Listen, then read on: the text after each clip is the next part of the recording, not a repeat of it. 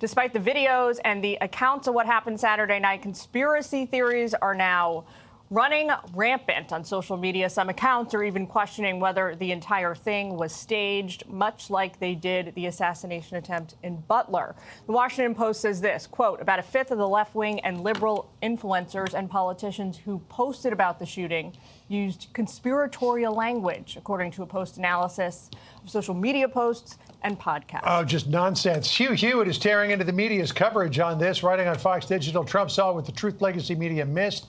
Sick minds are fueling violence. He joins us in moments with more. First, now we go to Justice Correspondent David Spunt. He's got an update on the suspect live right here in the D.C. newsroom. Hi, David. Hi, Jillian and John. Well, the suspect is sitting behind bars right now waiting for a detention hearing that's going to happen on Thursday. If convicted after trial, Cole Allen could spend the rest of his life in prison. More charges are also expected in this case as new evidence comes to light. Make no mistake, this was an attempted assassination. The 31-year-old from Southern California, who authorities say stormed through a security checkpoint at that dinner on Saturday, also facing charges of transportation of a firearm in interstate commerce and discharge of a firearm during a crime of violence. Authorities say that Allen, transporting weapons he purchased in California, took a train from California to Washington, D.C. last week. Fox is told he checked into the Washington Hilton Hotel just one day before the dinner, was armed with a 12-gauge pump action shotgun, a .38 semi-automatic, and had at least 3 knives when he made his move. We are investigating this matter fully. We will apply the law fairly, and we will ensure that accountability is swift and certain. According to the criminal complaint released less than 24 hours ago, at 8:40 Saturday evening, Allen, knowing the president and first lady were already seated in the ballroom, approached security, ran through the magnetometer as seen on the surveillance footage right there. The complaint alleges that Secret Service heard a loud gunshot. One officer was shot in the chest but was wearing a bulletproof vest and survived. Let this be a message to anyone who thinks that Washington, D.C. is the place to act out political violence. And if you are willing to do so with a firearm and cross state lines, we will find you.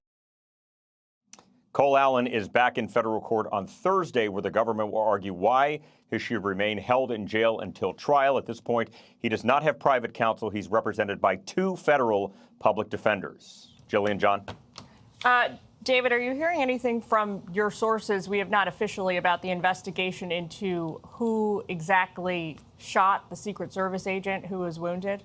It's a good question. I'm glad you brought it up. It's unclear right now. It's something we've asked DOJ officials. The deputy, or I don't want to say the former deputy attorney general, now the acting attorney general, Todd Blanche, asked yesterday. The way that it's written in the criminal complaint is very careful to say that the Secret Service heard gunshots and then a Secret Service agent was hit in the chest.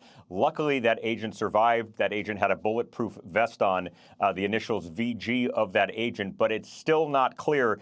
And we asked as journalists point blank who shot the Secret Service agent. Right now, they say that's still under ballistic testing going on at Quantico, Virginia. All right. Well, David, keep us posted. We will check back with you as needed this afternoon. Thanks very much for kicking us off, John. All right, let's bring in Hugh Hewitt, Fox News contributor and host of the Hugh Hewitt Show, to delve into this more. So 3 attempts against President Trump's life in the past 2 years. That is not a coincidence by any means. What do you think is driving it? The internet is driving it. President Trump's interview on Sunday night, he referred to the shooter as unbalanced, as troubled, as sick. He's right about that. But then we have to step back and ask, what is fueling this generally, whether it is Butler, whether it's the guy in the tree in the Florida golf course, the killer of Charlie Kirk. And then if you go way back, John, 10 years, and I'm sure you'll remember it, not sure Jillian will, 10 years ago, an unbalanced man with a gun stormed the Comet Ping Pong Pizza, 3 miles away from the Washington Hilton. He was going to avenge Pizzagate. And it turns out he'd been living on the internet and he'd swallowed it hook, line, and sinker, and he thought there were children imprisoned in the Comet Ping Pong Pizza. He was sentenced to 4 years in jail by now Supreme Court Justice Ketanji Brown Jackson. But it was because of the waters in which he swam, and very quickly those waters, 4chan, QAnon, became off limits to anyone who was serious. You couldn't quote him, you couldn't be on him, you couldn't think about him, which was good. I'd never heard of him anyway, but we were learning that. Now, will that happen to the waters in which this would-be statement killer swam? Specifically, no Kings rally, crazy left-wing rhetoric from Hassan Piker. Will they be as shunned as the Comet Pizza shooters environment was shunned 10 years ago?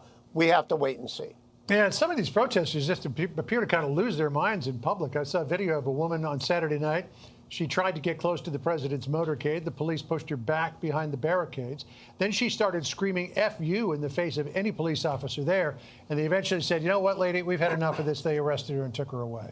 I mean, there's a long history of this. Predates the internet by decades, hundreds of years. Oh, yeah. Long histories of assassinations and attempts in this country.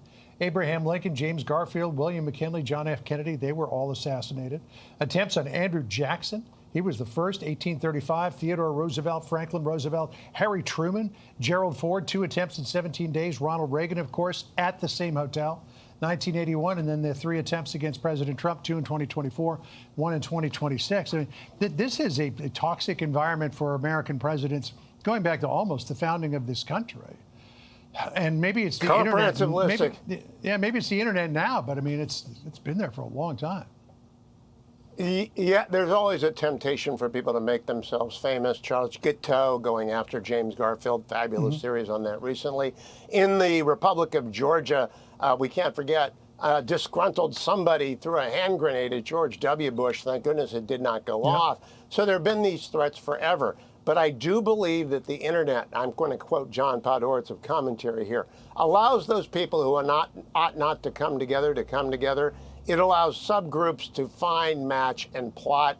It allows crazy people to feed each other's mythologies and fantasies, often violent. It allows them to build the building blocks of extreme action, and they become Robespierre. They become 1789 in Paris, and the terror begins. What we have to do, what those police did to that demonstrator, is renew the enforcement of assault, which is the justifiable apprehension of an unpermitted touching. It's a felony in almost every jurisdiction. It's a misdemeanor in every jurisdiction. We have to start arresting people for assault. Doesn't require touching. That's battery. But an unpermitted touching is an assault or legitimate apprehension of it.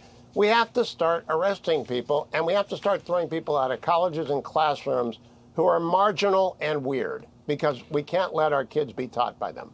Yeah, you know, there's all of these conspiracy theories that have been surrounding President Trump since the first shooting in Butler, and now even some members of Congress appear to be entertaining it. Listen to what Jasmine Crockett posted on her X account. She said, has there ever been a president have this many close attempts on their life? Maybe it's lax gun laws, maybe it's lack of mental health funding, or maybe it's fake. Who knows? Maybe it's fake? I mean, I was there, and that was not fake. John, I haven't gone in 10 years. Not my thing. So I'm glad you were safe, but everybody knows it's not fake. Jasmine Crockett knows it's not fake. That's the attention economy. That's the monetization of rage. That's the clickbait that keeps her in the public eye. That is the damning part of the internet. People get rewarded for being outrageous, and to keep that up, you got to say more and more outrageous things until suddenly you've got Hassan Piker campaigning with El Sayed in Michigan, the Democratic would-be Senate nominee, and you've got real trouble on your hands. So it is for you and for me and for everyone with a platform, whether on radio or television, to simply call out those who are crazy and dealing in conspiracy theories and say, you're crazy, you're dealing with a conspiracy theory, I'm not giving you the time of day. That includes Jasmine Crockett. Yeah, you say that you haven't gone in 10 years. There was a number of years that I didn't attend either, but I wanted to go this year because it was Donald Trump's first time there. Even John Hinckley, apparently, and he's the guy who shot Reagan at that hotel, came out and said that you can't hold an event like that at that hotel. It's just you can't secure it properly. What do you think? He is correct. In fact, I don't know that we'll have... we wiped out all of the Hezbollah leadership, Israel did. Then we helped Israel wipe out all of Iran's leadership.